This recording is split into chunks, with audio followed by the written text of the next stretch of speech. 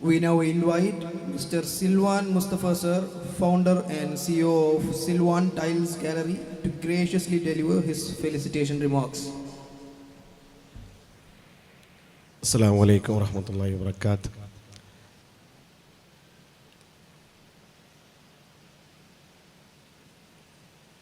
ഫിക്ക് conference എന്ന് പറഞ്ഞിട്ടുള്ള ഈ ഒരു പ്രോഗ്രാമിലേക്ക് എന്നെ വിളിച്ചപ്പോൾ ഞാൻ ആദ്യമായിട്ട് ഒന്ന് ഭയന്നുപോയി. എന്താ ഞാൻ അവിടെ പോയിട്ട് സംസാരിക്കാൻ?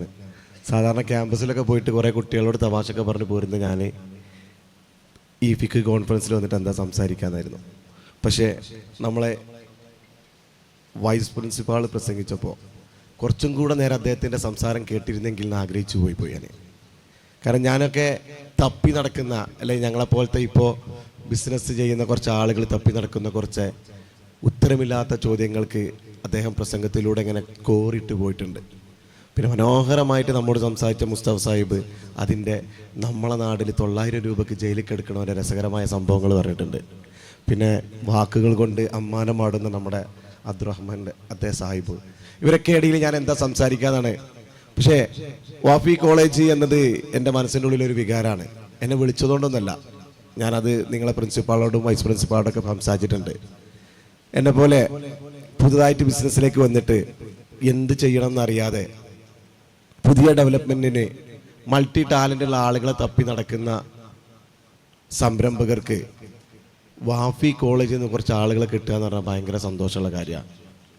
ടച്ച് കൂട്ടി ഞാൻ സത്യം പറഞ്ഞത്, ഞാൻ വന്നപ്പോൾ തന്നെ ചോദിച്ചത് എന്താ അറിയോ, 2 മണിക്കൂർ യാത്ര ചെയ്തിട്ടാണ് വന്നത്. വീട്ടിൽ നിന്നാണ് വന്നതെന്ന് വെച്ചാൽ ന്യൂ ഇയർ എന്നല്ലേ വന്നത്, ഫസ്റ്റ് ദിവസമല്ലേ. ഏറ്റവും നമുക്ക് ഒരുപാട് ബിസിനസ്സൊക്കെ ഉള്ള, ഇന്നലെ ഡിസംബറിൽ നമ്മളെ ചരിത്രത്തിൽ തന്നെ ഏറ്റവും നല്ല ക്ലോസിംഗ് ഒക്കെ നടത്തിയൊരു ബിസിനസ് ചെയ്തിട്ടുള്ള ഒരാൾ എന്നുള്ള രീതിയിൽ ഇങ്ങോട്ട് വരുന്നതിൽ എനിക്ക് ഞാൻ കണ്ട ബിസിനസ് ഒരുപാട് ദീനും ദുനിയാവും ഉള്ള ഒരു വിഭാഗം ആളുകളോട് സംസാരിക്കാൻ ഒരു അവസരം കിട്ടുന്നുള്ളതാണ്. സത്യം പറയുകയാണെങ്കിൽ നമ്മളെ ഈ മേഖലയിൽ ബിസിനസ്സിലേക്ക് കാലെടുത്ത് വെക്കാൻ ഒരുപാട് ആളുകൾ മാറി നിൽക്കുന്നതാണ്. നേരത്തെ പറഞ്ഞു, ഇസ്ലാമിനെ കുറിച്ചൊന്നും ഔദ്യോഗികമായിട്ട് പറയാൻ ആധികാരികമായിട്ട് അത്ര വിദ്യാഭ്യാസമൊന്നുമില്ല. സാധാരണ ഒരു മദ്രസയിൽ 7ാം ക്ലാസ് വരെ പഠിച്ച പക്ഷേ ഞാൻ അതിൽ നിന്ന് കുറച്ച് കാര്യങ്ങൾ മനസ്സിലാക്കിയിരുന്നു. അത് ശരിയാണോ എന്നുള്ളത് അടുത്ത ചർച്ചയിൽ നിങ്ങളെ പ്രിൻസിപ്പാളൊക്കെ പറയും. നമ്മളൊക്കെ കേട്ടില്ല, കുൻ എന്ന് പറഞ്ഞാൽ അള്ളാഹ്ക്ക് സാധിക്കുന്നതല്ലേ, എല്ലാ കാര്യവും അള്ളാഹ്ക്ക് സാധിക്കും. നമ്മളൊക്കെ പഠിച്ചിട്ട് 1,00,000-ൽ പരം മലായിക്കത്തീങ്ങൾ വന്നിട്ട് അള്ളാഹു 10 ആളുകൾക്ക് കുറച്ച് ഉത്തരവാദിത്തം കൊടുത്തതിനെ കുറിച്ച് നമ്മോട് പറഞ്ഞെന്ന് അല്ലേ. കാറ്റിനും മയക്കും, അല്ലെങ്കിൽ കബറ് നോക്കാനും കണക്കെഴുതാനും ഖിയാമത്ത് നാൾ ഒക്കത്തിന് ആളെ വെച്ചിട്ട് അവങ്ങൾ ചിന്തിച്ച് നോക്കിയിട്ടുണ്ടോ? കക്കൂസിലിരിക്കുന്നത് മുതൽ രാജസിംഹാസനത്തിൽ എങ്ങനെ ഇരിക്കണം എന്ന് പഠിപ്പിച്ചിട്ടുള്ള ഇസ്ലാമിൻ്റെ ആളുകളാണ് നമ്മൾ. അതേ റസൂലുള്ളാഹി സ്വല്ലല്ലാഹു അലൈഹി വസല്ലം നമ്മൾ അശ്റത്തുൽ മുബശ്ശിരീൻ എന്ന് പറഞ്ഞ ഒരു 10 അംഗ സംഘത്തെ ചുറ്റുഭാഗത്ത് വെച്ചിട്ടാണ് ഇസ്ലാമിക ഭരണചക്രം തിരിച്ചിട്ടുള്ളത്. ഉമറുൽ ഖത്താബും അബൂബക്കർ സിദ്ദീഖ് റളിയല്ലാഹു അൻഹുവൊക്കെ പ്രഗത്ഭരായിട്ടുള്ള ആളുകൾ നിൽക്കുമ്പോൾ പല ഭാഗത്തേക്കും ഗവർണറായിട്ട് പറഞ്ഞയച്ചിരുന്നത് അവരിലേറെ ജൂനിയർ ആയിട്ടുള്ള ആളുകളായിരുന്നു. അന്ന് അവരൊക്കെ ഈ ഒരു മാനേജ്മെൻറ്റ് സിസ്റ്റത്തിൻ്റെ അണ്ടറിൽ വെച്ചിട്ട്, ഞാൻ പറഞ്ഞ സിസ്റ്റം ശരിയാണെന്ന് അറിയില്ലട്ടാ, നിങ്ങൾ ഇസ്ലാമികമായി ചിന്തിച്ചാൽ മതി.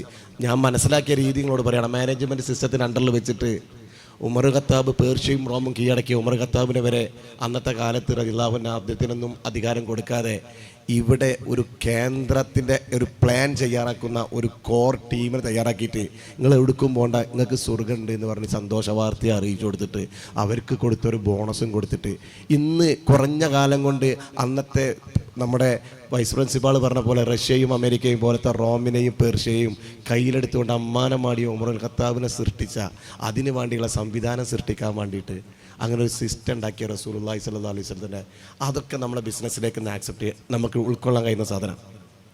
സിൽവ എന്ന് പറഞ്ഞ ഒരു സ്ഥാപനം എന്ന് പറഞ്ഞാൽ ഒരു ചുറ്റുപാട്, ഞാനൊരു ഓണ്ടർപ്രണർ വലിയ സംഭവം എന്നല്ല, ഒരു കുളത്തിൽ നമ്മൾ കുളിക്കാൻ പോകുമ്പോൾ നമ്മളെ കൂട്ടുകാർ തള്ളിയിട്ടിട്ട് നമ്മൾ നീന്തൽ പഠിക്കൂലേ, അല്ല പ്രൊഫഷണലായിട്ടൊന്നും പഠിച്ചാവില്ലല്ലോ. അതേപോലെ ജ്യേഷ്ഠൻക്ക് അസുഖമായിട്ട് അവനക്ക് ഇരിക്കാൻ വേണ്ടി 2 ഷട്ടർ ഷോറൂമിൽ തുടങ്ങിയ ഒരു സ്ഥാപനം ഇന്ന് 10ഓളം രാജ്യത്തിൽ പ്രസൻസ് ആയിട്ട് 25ഓളം ഷോറൂമുകളായിട്ട് നിലനിൽക്കുന്നുണ്ട് അള്ളാഹിൻ്റെ അനുഗ്രഹം കൊണ്ട്. അതിന് ഞാൻ കണ്ടിട്ടുള്ളൊരു ഗുണം എന്ന് പറഞ്ഞാൽ പറ്റാവുന്ന രീതിയിലൊക്കെ എത്തിക്സ് കീപ്പ് ചെയ്യാൻ വേണ്ടി ശ്രമിച്ചിട്ടുണ്ട്. നമ്മുടെ സ്ഥാപനത്തിൽ ഞാൻ പറയുന്നത്, എൻ്റെ പുത്രത്താണികൾ ആദ്യ സ്ഥാപനം നമ്മളെ മദ്രസയിൽ പഠിപ്പിക്കുന്ന അധ്യാപകരാണ് അത് മാനേജ് ചെയ്യുന്നത്. അവർക്ക് മദ്രസയിൽ പഠിപ്പിക്കുന്നത് തുച്ഛമായ ഒരു വേതന കിട്ടുക.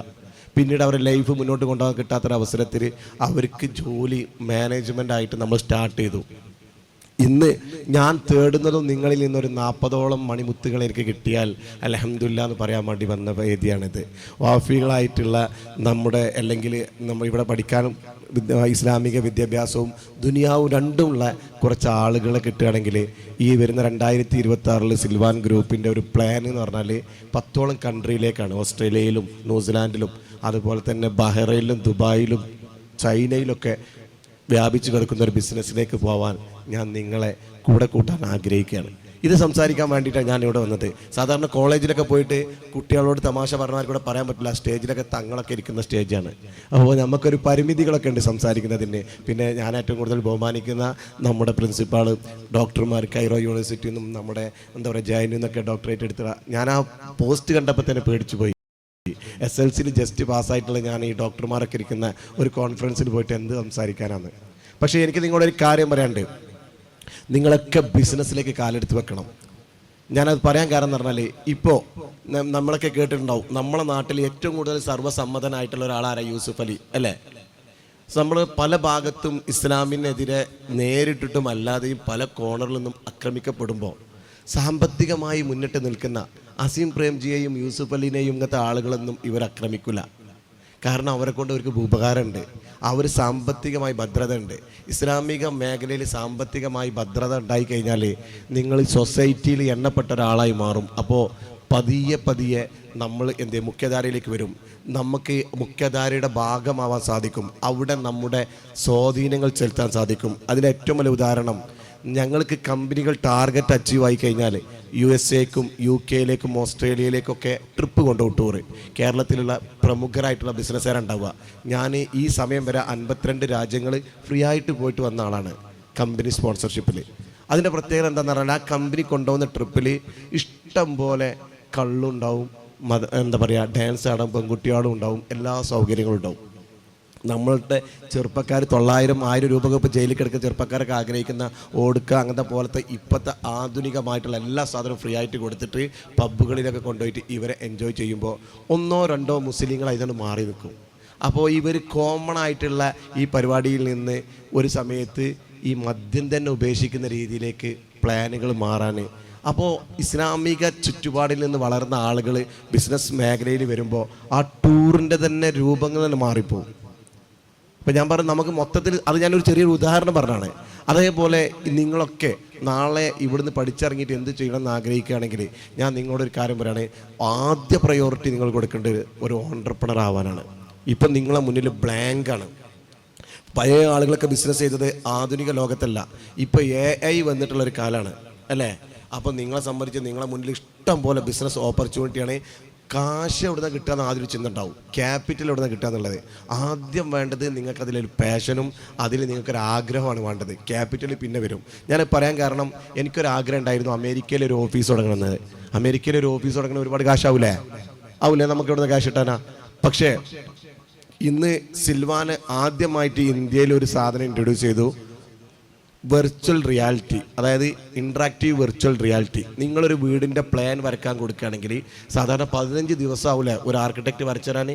ഇപ്പോൾ 3 മണിക്കൂർ കൊണ്ട് പ്ലാൻ വരച്ച് അതിൻ്റെ വെർച്വൽ റിയാലിറ്റിയിലൂടെ ആ വീട്ടിലൂടെ നിങ്ങൾക്ക് VR-ലൂടെ പോയി നിങ്ങളെ വീട്ടിലെ ടൈൽസും ഫാനും ലൈറ്റൊക്കെ ഓണാക്കാൻ പറ്റുന്ന രീതിയിലുള്ള ആ സോഫ്റ്റ്വെയറിൻ്റെ ഇന്ത്യയിലെ ഓതറൈസ്ഡ് ഡിസ്ട്രിബ്യൂട്ടറാണ് സിൽവാൻ.